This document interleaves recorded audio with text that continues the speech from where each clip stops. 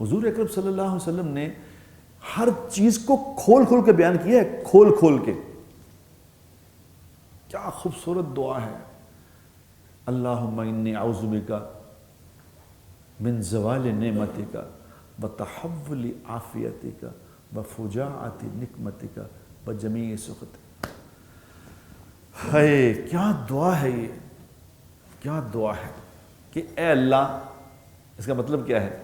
اے اللہ میں تیرے سے پناہ مانگتا ہوں کہ جو نعمتیں تو مجھے عطا کر دے، جو نعمتیں مجھے عطا کر دے، پھر اس کو واپس نہ لیں کبھی، کیونکہ نعمتیں اگر مل جائیں نا پھر ان کو استعمال کرنے کی عادت پڑ جاتی ہے۔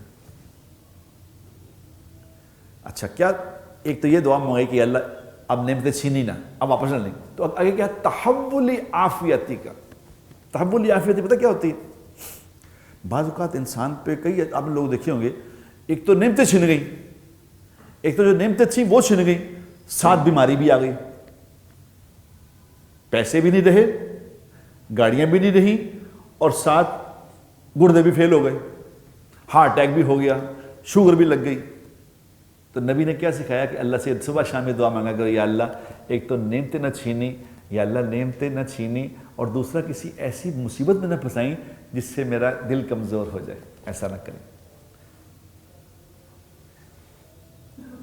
جو یہ صبح اور شام کو دعا مانگ لے گا، جو صبح شام یہ دعا مانگ لے گا، اللہ تبارک و تعالیٰ کبھی اس کی نعمتیں واپس نہیں لے گا، اور نہ ہی کسی مشکل میں پھنسائے گا، زندگی آسان کر دے گا۔ کون سکھا کے گیا؟ جناب رسول اللہ صلی اللہ علیہ وسلم۔ اب اگر میں یہ گولی کھاؤں ہی نہ، وہ کہتا ہے جی بخار چڑھیا ہے، بخار چڑھیا ہے، دعا کرو لت جائے، کہتا ہے پیناڈول کھا لا، وہ کہتا ہے پیناڈول نہیں کھانی میں، ایسے نہیں لت، چلو ایسے بھی لت جائے گا، لیکن اگر پیناڈول کھا لیتے تو کیا تکلیف تھی؟ کھا لو۔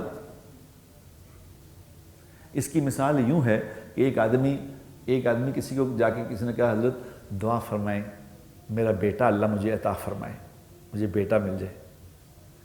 اس نے کہا اچھا کب شادی ہوئی تمہاری؟ انہوں نے کہا شادی تو نہیں ہوئی ابھی۔ انہوں نے کہا شاباش۔ کہا بیٹا یہ پہلے شادی تو کرو، دعا پھر کرانا، شادی کے بغیر بیٹا پہلے مانگتے ہو؟ انہوں نے کہا اچھا جی پہلے چلو دوسرے کہنے تو کرا لینے۔ انہوں نے کہا اللہ تو اس بات پہ قادر ہے کہ بغیر شادی کے بھی بیٹا پیدا کر دے۔ انہوں نے کہا بے شک اللہ اس بات پہ قادر ہے، بے شک تو بھی بڑا بے وقوف ہے، یعنی تو اللہ تبارک و تعالیٰ کہتا کہ اپنی سسٹم چینج کر دے۔